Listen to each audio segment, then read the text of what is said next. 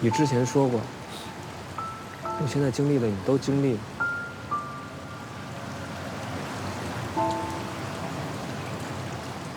那你梦见过他们吗？我有，就在这儿，每天都是那些画面，散都散不去。我每天都能听见陆鸿斌的拍球声，刘萌的笑声，我甚至能听见陈潇妈妈为了救他，用身体挡住那致命一击骨头碎的那个声。你知道那是什么声音吗？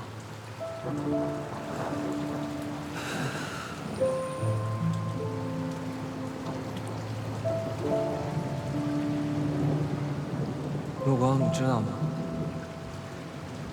我现在感觉我比认识你之前更像个废物。